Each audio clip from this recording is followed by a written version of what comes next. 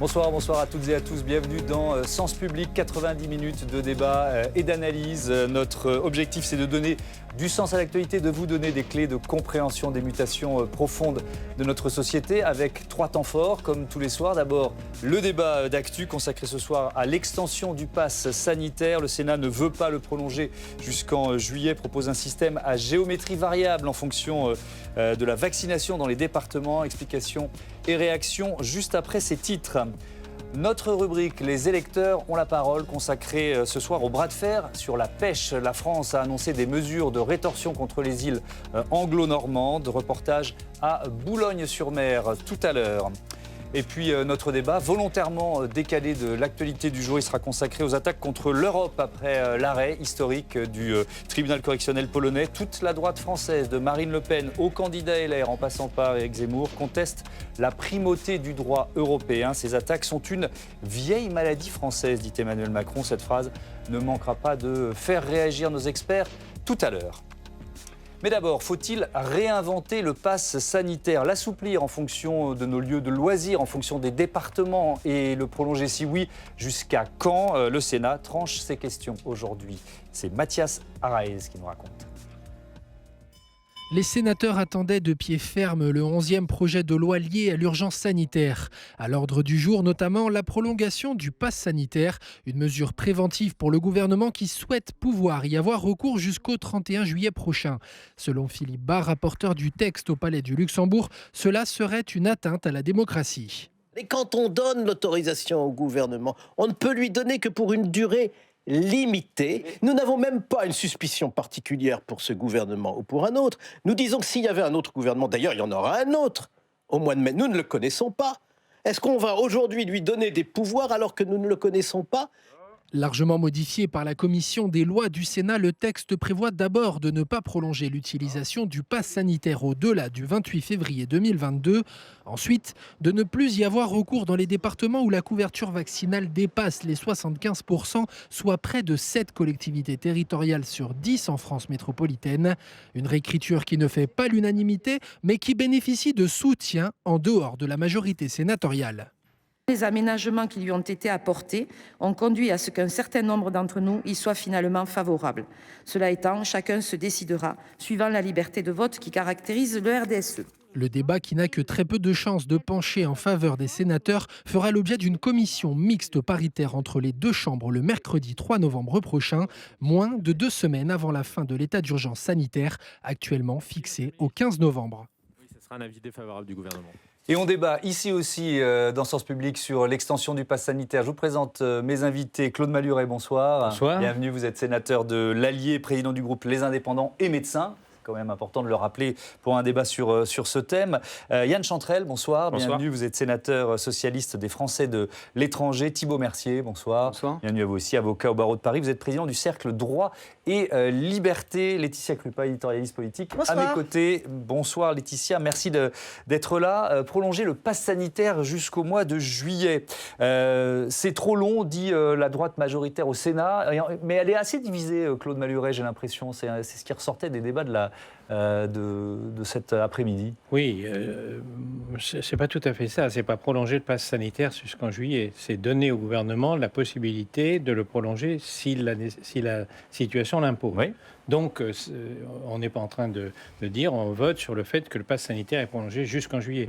On espère que l'épidémie va se terminer et dans 1 mois, dans 2 mois, dans 3 mois, je ne sais pas, quand le conseil scientifique dira on peut s'en passer, voilà, le gouvernement peut prendre la décision d'arrêter le pass. Et j'espère bien qu'on l'arrêtera avant le 31 juillet. Mais vous avez vu ce qui se passe en ce moment.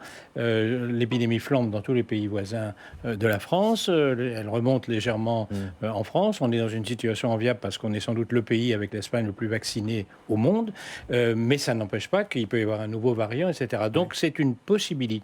Ça ne veut pas dire du tout que le pass sanitaire durera jusqu'au 31 juillet. Oui, avec l'hypothèse d'une clause de revoyure, ou en tout cas d'un rendez-vous en février. Qu'est-ce que vous en pensez ? Alors ça, c'est ce que va sans doute voter la majorité du Sénat aujourd'hui. Oui. Le problème, c'est que le Sénat et l'Assemblée, c'est que le Parlement ne siège pas de fin février à fin juin.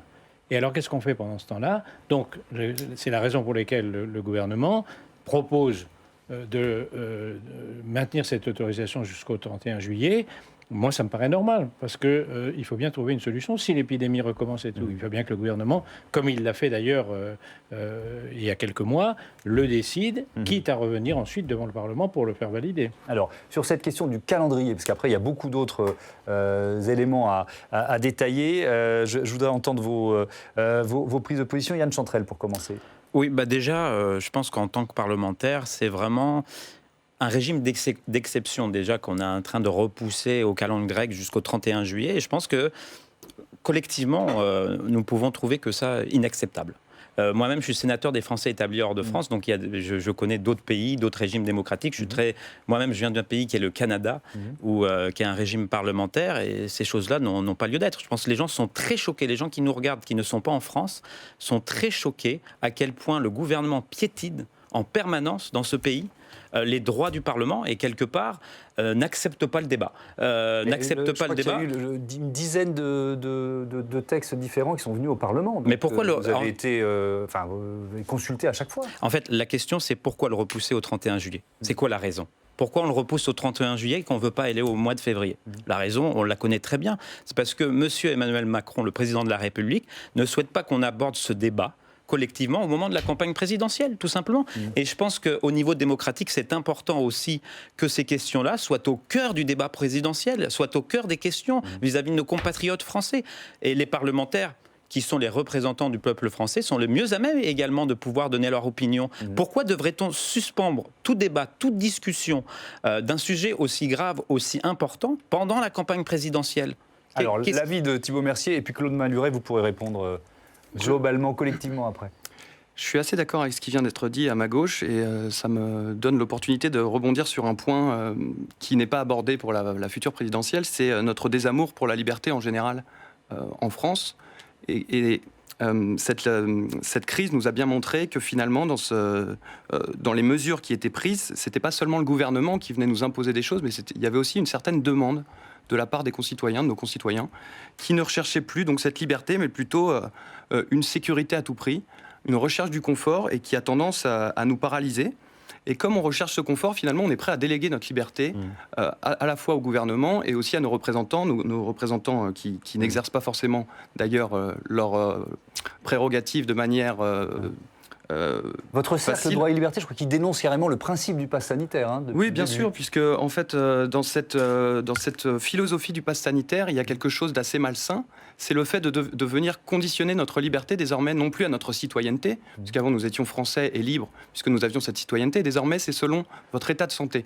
Et nous avons surtout peur des manières dont il sera utilisé à l'avenir, puisque ça devait être jusqu'au 15 novembre. Là, on nous le promet, la possibilité d'utiliser jusqu'au 31 juillet 2022. Quelle sera la prochaine étape ? Effectivement, on y reviendra. Ça m'arrive pas si souvent, mais je vais vous dire ce que je pense. Moi, j'ai plutôt l'impression d'avoir récupéré de la liberté grâce au pass sanitaire, si je compare à la période des confinements où j'étais bloqué chez moi. Bref, mais ce n'est que mon avis. Claude Malhuret. Vous m'enlevez les mots de la bouche.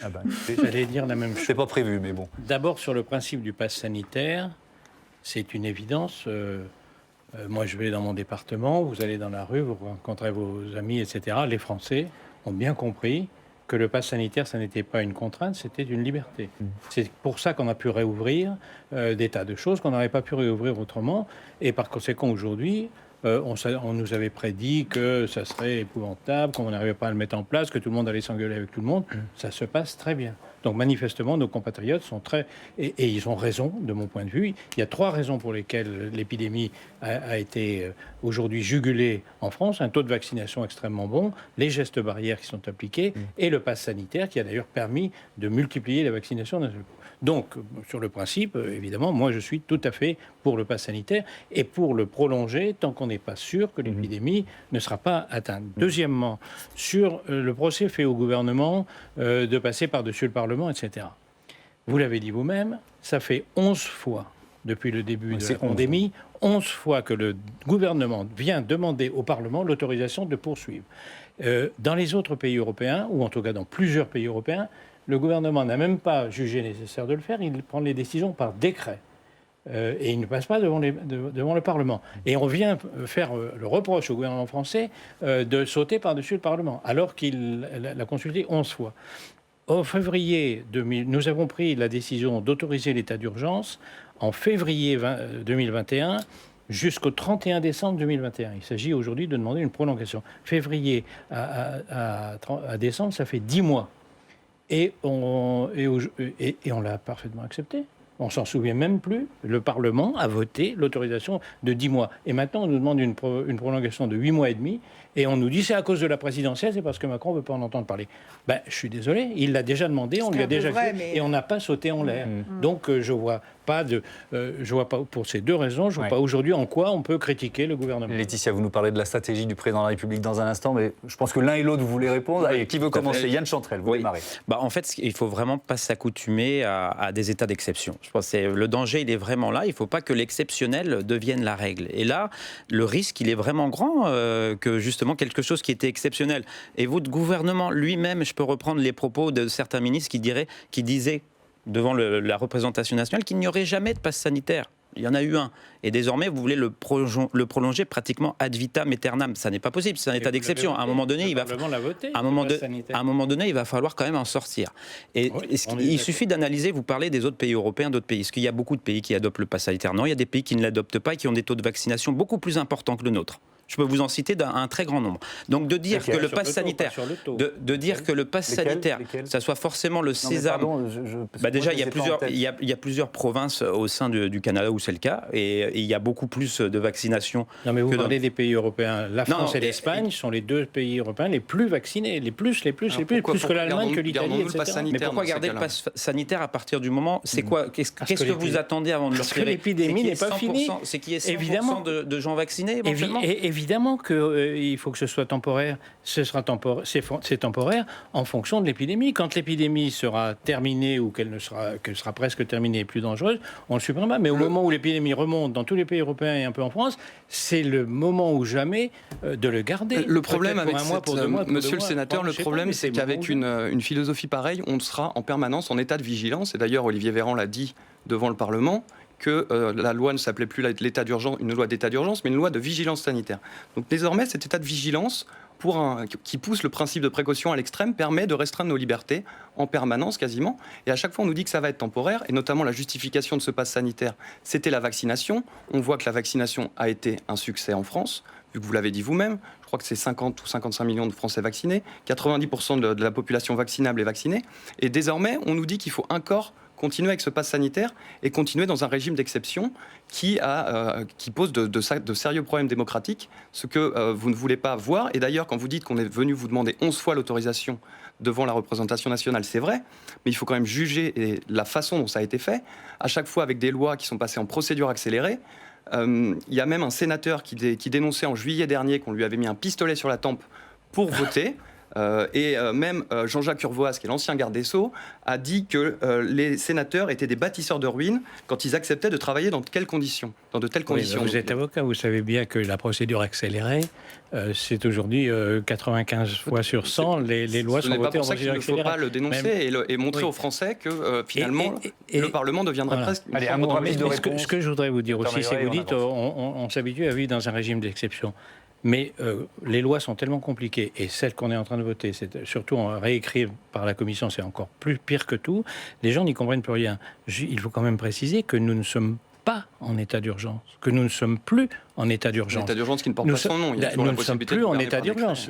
Nous sommes dans un régime où le gouvernement, s'il le souhaite, peut décréter en cas d'urgence l'état d'urgence. Mais il y a plusieurs mois que nous ne sommes plus en état d'urgence. Il faut quand même que les Français le sachent. Donc arrêtons de dire qu'on est sur un état d'exception qui se perpétue. Laetitia, quelle carte joue Emmanuel Macron avec le pass sanitaire par rapport à l'opinion? Une fois n'est pas coutume dans cette pandémie, il joue l'opinion publique, Thomas, c'est très clair. Alors je vous ai relevé un verbatim lu dans le Parisien d'un off. Alors le problème c'est que c'est un anonyme, mais c'est un proche de l'exécutif et tout y est. La date du 31 juillet n'est pas un sujet pour les Français qui l'ont tous accepté, sauf une frange marginale de la population. Donc on comprend bien que le gouvernement dit, écoutez, c'est bien qu'il y ait un débat démocratique comme on l'a ce soir, parce qu'il faut des garde-fous, évidemment, pour ne pas qu'on bascule dans un régime liberticide, mais les Français ont compris l'utilité d'un tel pass et de telles mesures. Et d'ailleurs, Olivier Véran l'a dit lui-même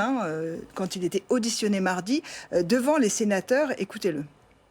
On n'a pas suffisamment de recul à ce stade pour pouvoir nous priver d'un outil qui est fonctionnel, qui est bien accepté par les gens, qui est très bien accepté par les gens. Avec le recul, monsieur le sénateur, bah si, il est très bien accepté par les gens. Aujourd'hui, les enquêtes d'opinion montrent que les Français sont favorables au pass sanitaire dans leur majorité parce qu'ils ont compris que ça les protégeait et que ça n'engendrait pas de réduction de leurs droits. Ce qui ne veut pas dire qu'on veut le maintenir dans la durée. Voilà. Combien de fois il l'a dit ? 3 fois, il me semble.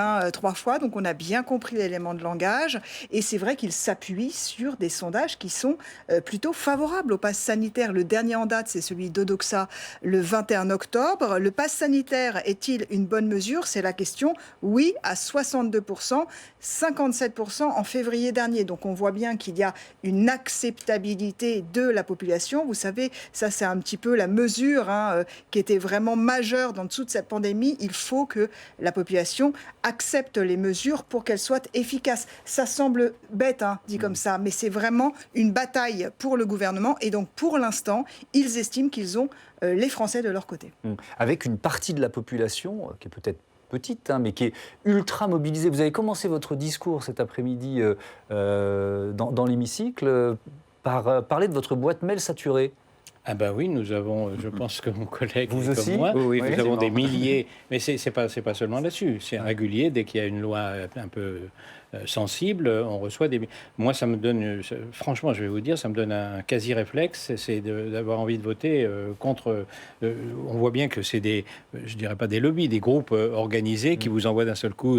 C'est très, très déplaisant quand vous êtes représentant, quand vous êtes parlementaire, vous n'êtes pas là pour céder parce qu'il y a un lobby qui vous harcèle. Il faut juste expliquer que quand vous recevez 10 000 mails, il y a peut-être parfois que 5 personnes en fait qui les envoient, et ce sont des machines et des robots et quelques bots qui font cet effet massif. Voilà. Mais en plus, si c'est Poutine qui est derrière, ça me choque encore plus. Je voudrais revenir sur cette idée d'enjamber la présidentielle et peut-être de donner un blanc-seing à un futur président dont on ne connaît pas l'identité. Est-ce que ça fait partie de vos zones d'inquiétude, Yan Chantrel ? Oui, tout à fait. On ne sait pas qui gouvernera, sera à la tête de notre République. Et c'est pour ça que, finalement, toutes les dispositions qu'on prend, et quand on défend les libertés publiques, les droits du Parlement, c'est aussi, quelque part, donner des garde-fous, parce qu'on ne sait pas ce qui pourrait arriver en France. Vous avez vu, la montée de l'extrême droite est quand même importante. Il y a des gens qui ont des discours autoritaires. Et pour être tout à fait honnête, la pratique du pouvoir telle qu'elle est et les institutions que nous avons à l'heure actuelle permettent, qu'on le veuille ou non, un pouvoir autoritaire sans changer une seule ligne de la Constitution. C'est un fait. Et est-ce qu'on est favorable à ça ou non ? Je pense que ça, il faudra aussi en débattre. La pandémie a mis en exergue aussi beaucoup de questions sur les libertés publiques, sur quoi on est prêt à accepter ou non. Et je pense qu'il faudra aussi avoir un débat important sur les institutions. Comment reconnecter aussi nos concitoyens à la prise de décision publique, c'est-à-dire qu'ils soient pleinement intégrés dans la prise de décision. Parce que ce qu'on critique aussi, c'est la manière d'agir de ce gouvernement qui agit depuis le début de la pandémie, je vous le dis franchement, de manière brutale, qui infantilise nos compatriotes. Moi, cette histoire d'attestation, où les gens s'auto-attestaient de pouvoir sortir, enfin, c'était hallucinant. Franchement, c'est n'importe quoi. Et donc, je pense que, véritablement, il va falloir avoir ce débat pour pouvoir reconnecter les citoyens, pour pouvoir les réintégrer, parce que toute cette séquence a extrémisé des gens qui ne l'étaient pas auparavant. Oui, on l'a vu, les familles se sont divisées. A posteriori, on comprend vos arguments parce qu'on l'a tous vécu aussi, cet agacement de remplir. D'accord, on est d'accord. Mais quand on regarde a posteriori, même si on n'a pas beaucoup de recul, tout le monde l'a accepté. Il n'y a pas eu de révolution. Les Français auraient pu descendre dans la rue et s'opposer. Et la rue aurait pu s'opposer au pouvoir. Qu'est-ce qui les empêche ? Rien. Donc vous voyez bien qu'il y a quand même, alors certains disent passivité, mais il y a acceptation de la part de la majorité des Français. C'est très intéressant, mais il se pose une question sur le consentement. Je suis juriste, on apprend que le consentement c'est très important, et notamment il ne doit pas être vicié, ce consentement.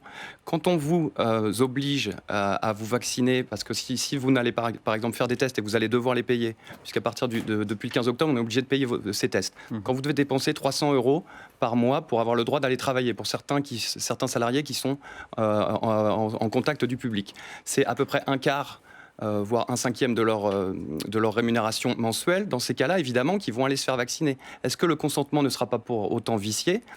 La violence économique, ça existe aussi. Et là, c'est clairement ce que nous fait le gouvernement. Là, c'est un point de vue. Là, vous êtes du point de vue du droit, mais d'un point de vue philosophique, on peut se dire aussi que peut-être que c'est un quart de leur revenu hebdomadaire, mais qui sauve une vie. Par exemple, de la même manière, quand on vous rebat les oreilles toute la journée en vous disant vaccinez-vous, puisque vous êtes quelqu'un d'égoïste et vous allez tuer des gens si vous ne le faites pas, dans quel état va être votre consentement ? Est-ce qu'il va être libre et éclairé ? C'est aussi un principe de médecine d'ailleurs. Vous êtes médecin, vous le savez mieux que moi.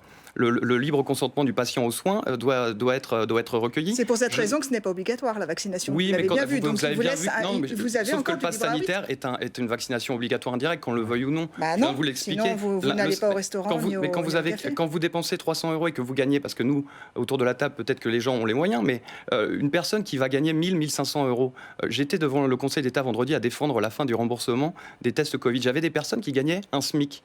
Quand on leur dit, vous allez dépenser 300 € par mois pour avoir le droit d'aller travailler, qu'est-ce qu'elles font ? Est-ce qu'elles sont vraiment libres d'accepter ? Ça veut dire que le pass sanitaire est obligatoire dans le cadre de leur travail, ce qui n'est pas le cas pour la majorité des salariés. Excusez-moi, la vaccination est là, on ne nous a obligatoire. pas demandé le pass sanitaire. Claude Malhuret, donc c'est un facteur de différenciation en fonction de la classe sociale. C'est un peu ce que nous dit Thibault Mercier. D'inégalité, c'est ce que je cherchais. 2 points. Le premier, c'est que pendant des mois et des mois, les tests n'ont pas été payants. Pendant un an et demi, les tests n'ont pas été payants. La France a pratiquement été le seul pays où les tests étaient gratuits. Donc c'est aujourd'hui le jour où elle arrête en disant maintenant ça suffit, il y a la vaccination et tout, il y a d'autres solutions. On fait le reproche à la France alors qu'on n'a pas parlé des autres pays. Mais les autres pays n'ont pas mis le pass sanitaire en place, donc le test payant, c'est pas du tout la même chose. Quand vous avez un pass sanitaire qui vous oblige à vous faire tester ou vacciner pour avoir le droit de vivre et de jouir de vos droits, c'est une vaccination. Oui, mais le test payant, il devait être très très lourd à supporter pour les familles pauvres de ces pays. Alors pourquoi le test est resté gratuit pour les personnes vaccinées alors qu'il est payant pour les non vaccinés? C'est bien aussi une incitation, plus qu'une incitation contrainte à la vaccination. Alors, c'est le deuxième point, que ce soit une incitation.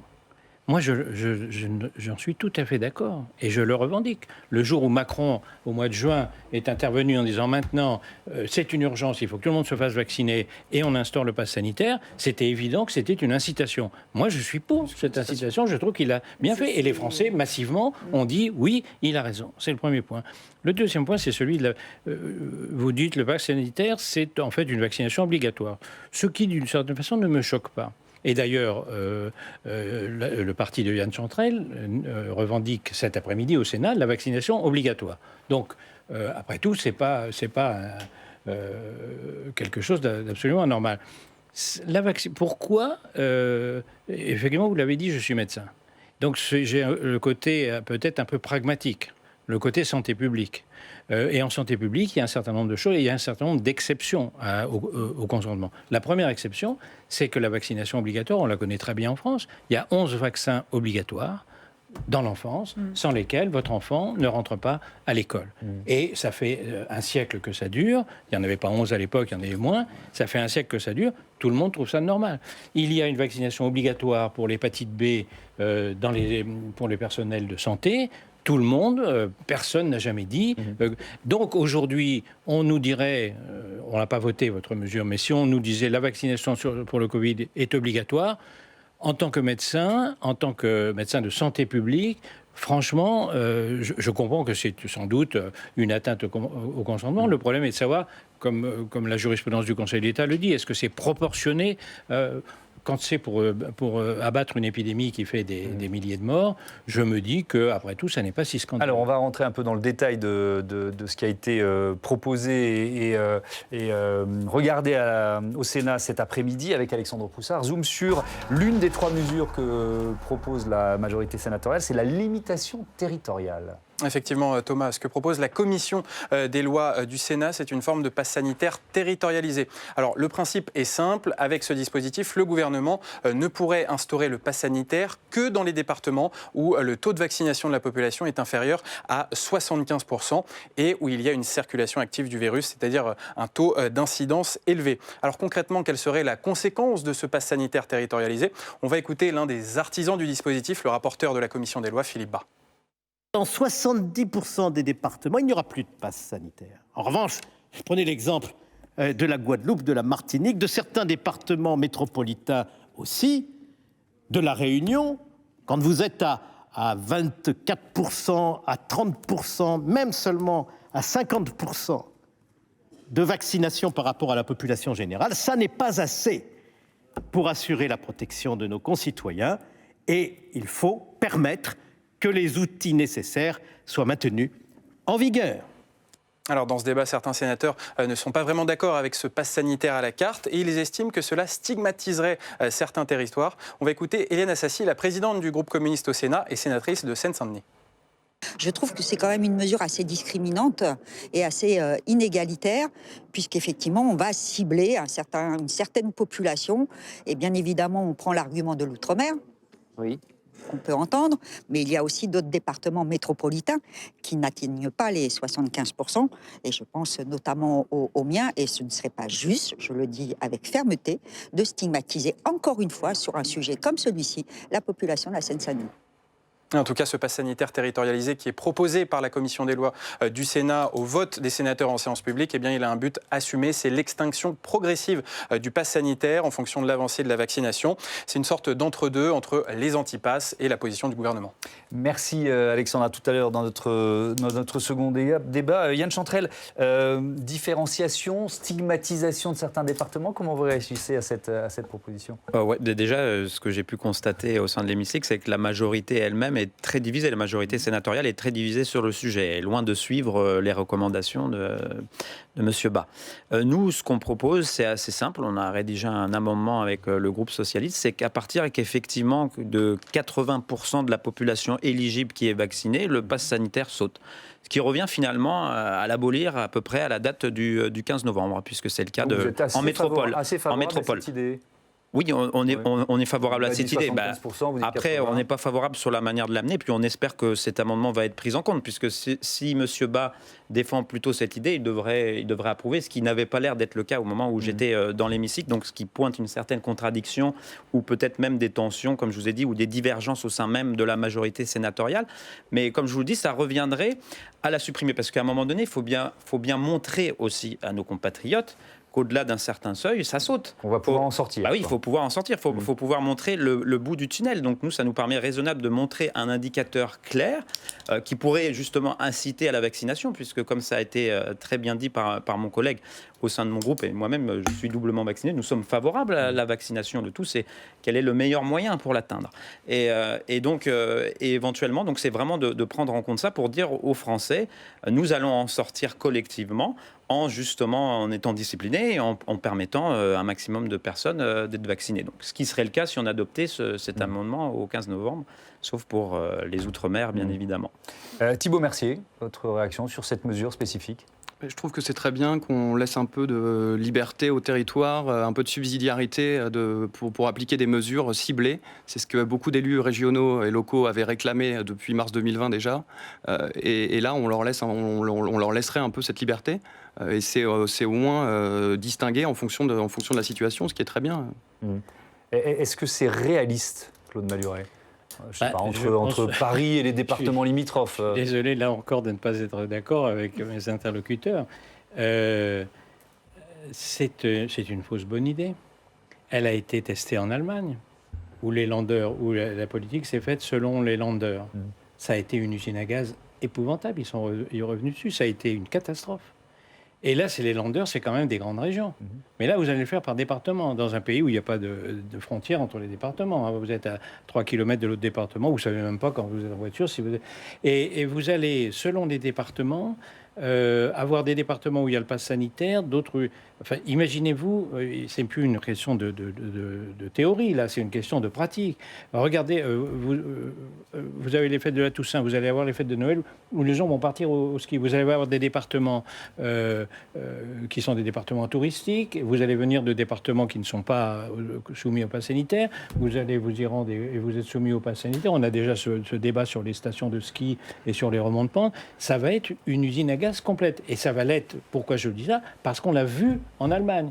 Donc moi, j'aimerais bien être sur le fait que progressivement, on arrête le pass sanitaire, mais je suis sûr que ce sera une usine à gaz. Et deuxièmement, les critères sont absolument, les critères qui sont proposés sont pas valables. Le taux de vaccination, deux seuls critères, ils sont le taux de vaccination et le taux d'incidence. Mais il y a de multiples autres critères, si on veut le différencier, qui font que les départements, que les endroits, que les zones sont soumises à des situations différentes. Et il faut être beaucoup plus flexible et laisser notamment, que ce soit les préfets ou les présidents de conseil général, pouvoir le décider si on faisait la territorialisation. Mais je crois qu'il faudrait que les critères soient plus variés et différents d'un département à l'autre, si j'essaie de vous comprendre. En tout cas, qu'il y ait plus de flexibilité.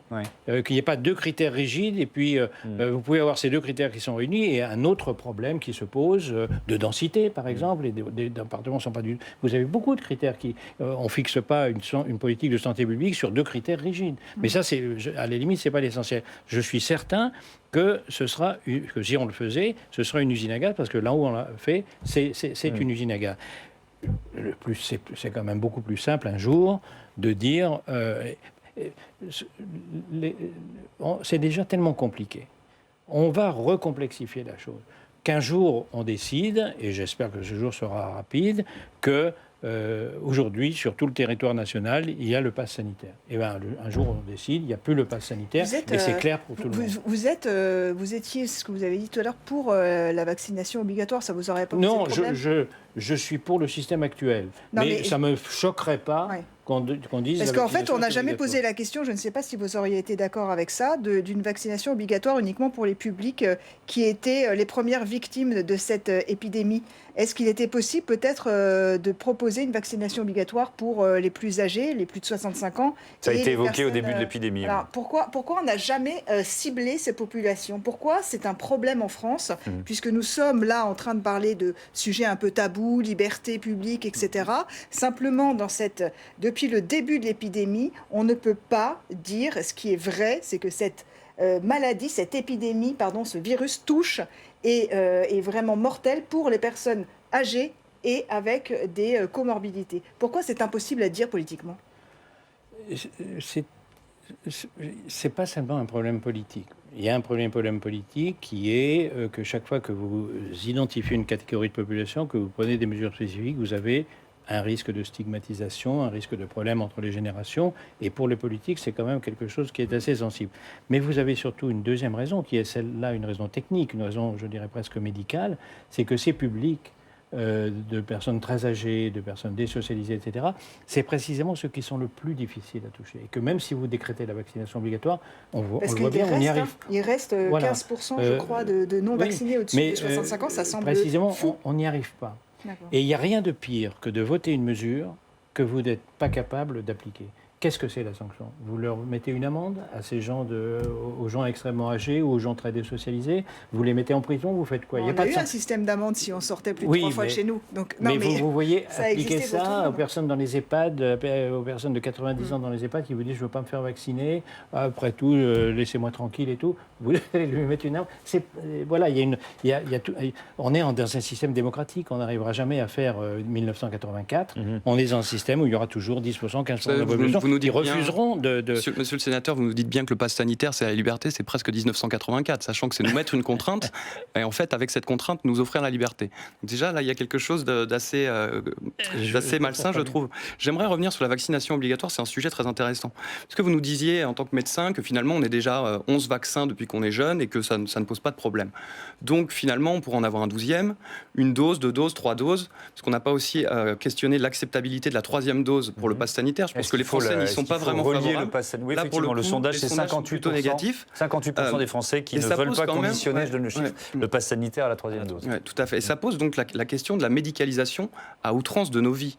Désormais, on a un médecin pour sortir de chez nous. Depuis le début de cette crise, il faut se diagnostiquer, s'auto-diagnostiquer, parce qu'on pourrait peut-être être un danger pour nous-mêmes, être un danger pour les autres. Donc encore une fois, ça nous désarme complètement dans notre action. Je vous rappelle qu'il y a des plateaux télé ou encore des institutions publiques qui prennent la température des gens avant de pouvoir rentrer dans ces bâtiments, ce qui est totalement illégal. Et en fait, on a un rôle du médecin qui se renforce en permanence. Et par exemple, on a aussi justifié les mesures là-dessus. Il y a des médecins sur les plateaux télé qui nous disaient « Oui, mais attention, il y a des comorbidités cachées, ou alors il y a des Covid longs. » Et ça justifierait finalement de mettre des restrictions sur l'ensemble de la population plutôt que cibler les plus âgés ou ceux qui ont des comorbidités, ce qui aurait pu être fait, ce que l'État n'a pas voulu faire, par cette peur de la discrimination, alors que c'est totalement possible par notre droit. Et donc, en fait, on a un individu qui maintenant est totalement dépendant, aussi bien du médecin que de l'État. Et c'est vraiment une question qu'il faut se poser avec une pharmacie qui va être en permanence dans nos vies. Et on le voit vraiment dans cette crise Covid, ça a exacerbé ce point. Yann Chantrel, c'est vrai que la vaccination obligatoire, c'est porté par le groupe socialiste. Oui, tout à fait. Comme je vous l'ai dit, on est favorable à la vaccination. Ouais. Et, donc, répondez à Thibault Mercier. Pendant combien de temps on va devoir finalement conditionner un pass sanitaire à une dose, peut-être un rappel tous les ans, etc. Ce qui est juste, en tout cas, à un moment donné, il va falloir apprendre à vivre aussi avec ce virus, avec un certain taux de vaccination ou autre. On ne va pas pouvoir, ad vitam aeternam, mais c'était le début de notre échange, de notre débat, accepter des mesures dérogatoires, attentatoires aux libertés publiques de manière ad vitam aeternam. Et après, on fera un pass sanitaire pour quoi d'autre ? C'est ça, si la brèche aussi, une fois qu'il y a une brèche qui est mise, il y a un danger. Après, ça sera quoi ? C'est d'autres maladies ? Ça va être étendu à quoi d'autre ? Donc, il faut quand même rester vigilant sur ce point. Et pour en revenir justement à cette histoire de pass sanitaire, j'ai eu même des cas de personnes qui se relâchent. Elles pensent être dans une zone sécurisée, elles s'embrassent, alors que ça n'empêche pas de se transmettre le virus, et ça n'empêche pas également de l'attraper, et des fois d'avoir des conséquences, même quand on est vacciné, il faut quand même aussi le préciser. Donc finalement, le pass sanitaire, des fois, a amené aussi des personnes à se relâcher. C'est le paradoxe, mais c'est un fait. Donc, rester vigilant et protéger au plus près les personnes, et ça a été très bien dit, qui sont les plus vulnérables. Je pense que notre politique publique doit être ciblée le plus possible vis-à-vis des personnes qui sont les plus vulnérables, effectivement, qui sont le plus à risque d'en mourir. Ça a été très bien cité. Et plutôt que d'imposer une mesure et un régime d'exception permanent à tout le monde. Je pense que ça serait la meilleure chose à faire. Alors, sur la souplesse qu'on peut éventuellement apporter à ce pass sanitaire, je vous propose d'écouter le sénateur LR Philippe Bas. Il propose d'appliquer des contraintes qui sont proportionnées, notamment en fonction de nos lieux de loisirs. On l'écoute. Dans les départements les plus vaccinés, on pourra encore demander le pass sanitaire pour les restaurants, les cafés, les discothèques. La vraie question, c'est est-ce que je dois retirer mon masque ou pas ?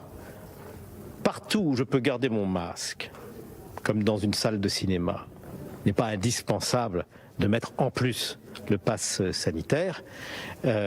Mais partout où je ne peux pas mettre de masque, parce que je vais consommer, par exemple, ou parce que je vais me trouver dans une situation de très grande promiscuité avec un exercice sportif ou la danse, là, il faut maintenir le pass, mais uniquement dans les départements où on n'est pas suffisamment vacciné.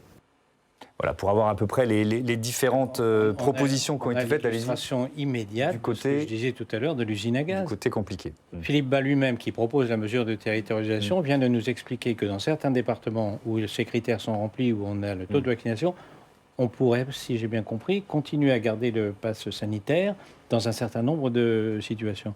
Lesquelles, je veux dire ?